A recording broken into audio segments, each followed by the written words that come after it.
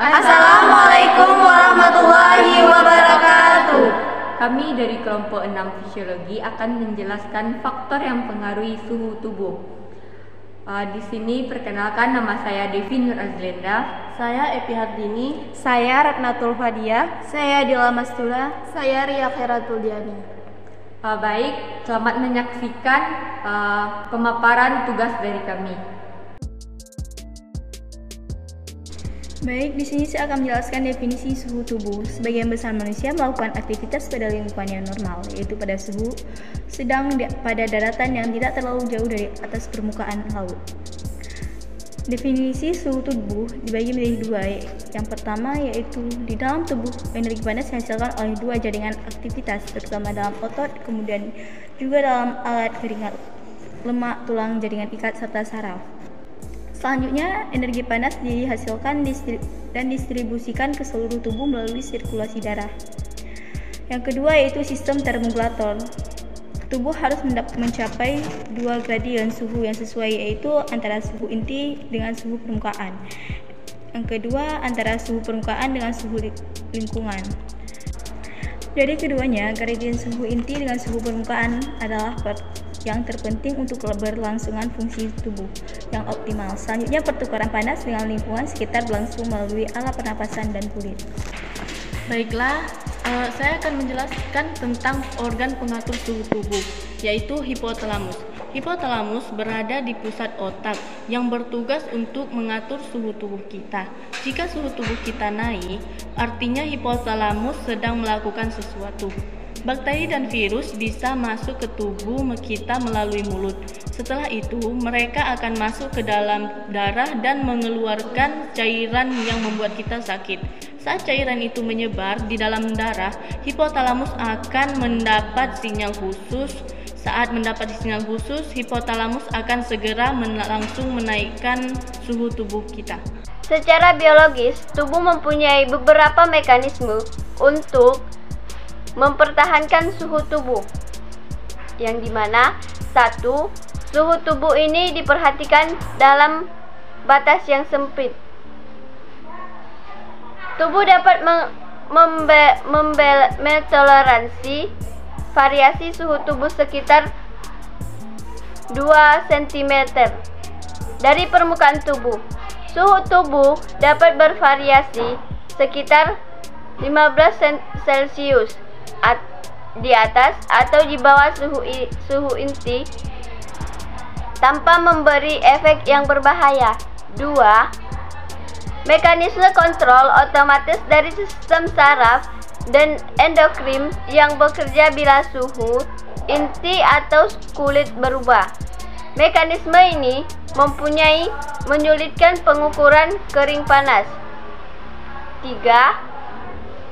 Mekanisme perilaku dan perubahan postural yang dapat mendosifikasi pemaparan terhadap radiasi dan konveksi panas. Namun pekerja biasanya tidak bisa bebas untuk menggunakan metode ini.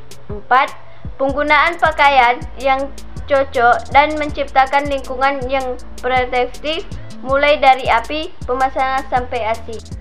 Baik, di sini saya akan menjelaskan faktor yang mempengaruhi suhu tubuh. Yang pertama, kecepatan metabolisme basal. Kecepatan metabolisme basal yaitu tipe orang berbeda-beda. Hal ini memberi dampak jumlah panas yang diproduksi menjadi berbeda pula. Nah, arus pada uraian sebelumnya sangat terkait dengan laju metabolisme. Yang kedua, rangsangan saraf simpatis dapat menyebabkan kecepatan menjadi 100% lebih cepat. Nah, di samping itu, rangsangan saraf simpatis yaitu dapat menyebabkan kecepatan menjadi 100% lebih cepat. Nah, di samping itu, rangsangan saraf simpatis dapat mencegah lemak coklat yang tertimbun dalam jaringan untuk di metabolisme. Hampir seluruh metabolisme lemak coklat adalah produksi panas untuk menggunakan rangsangan saraf simpatis individu yang meningkatkan produksi epinefrin dan norepinefrin yang meningkatkan metabolisme. Yang ketiga, hormon pertumbuhan. Pertumbuhan hormon atau disebut growth hormone dapat meningkatkan peningkatan kecepatan metabolisme sebesar 15-20%, akibatnya produksi panas tubuh yang meningkat. Baik, selanjutnya yang keempat, hormon tiroid. Fungsi tiroksin adalah meningkatkan aktivitas yang menghambat semua reaksi kimia dalam tubuh sehingga meningkatkan kadar tiroksin yang mempengaruhi laju metabolisme menjadi 50-100% di atas normal. Yang kelima, hormon kelamin. Hormon kelamin pria dapat meningkatkan kecepatan metabolisme kira-kira 10-15% kecepatan normal, menyebabkan peningkatan produksi panas pada perempuan. Fluktuasi suhu lebih bervariasi daripada laki-laki karena pengeluaran hormon progesteron pada masa ovulasi meningkatkan suhu tubuh sekitar 0-3, 0-6 derajat Celcius di atas suhu basal. Yang keenam, demam atau peradangan. Proses peradangan dan demam dapat menyebabkan peningkatan metabolisme sebesar 120% untuk tiap peningkatan suhu 10 derajat Celcius. Selanjutnya yang ke-8 ada status gizi. Malnutrisi yang cukup lama dapat menurunkan kecepatan metabolisme 20-30%. Hal ini terjadi karena di dalam sel tidak ada zat makanan yang dibutuhkan untuk mengadakan metabolisme. Dengan demikian, orang yang mengalami malnutrisi mudah mengalami penurunan suhu tubuh atau hipotermia.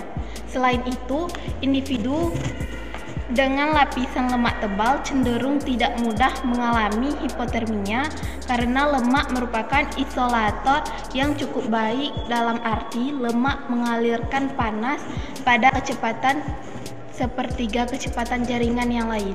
Selanjutnya yang ke-8 ada lingkungan suhu tubuh dapat mengalami pertukaran dengan lingkungan, yaitu panas tubuh dapat hilang atau hilang akibat lingkungan yang lebih dingin.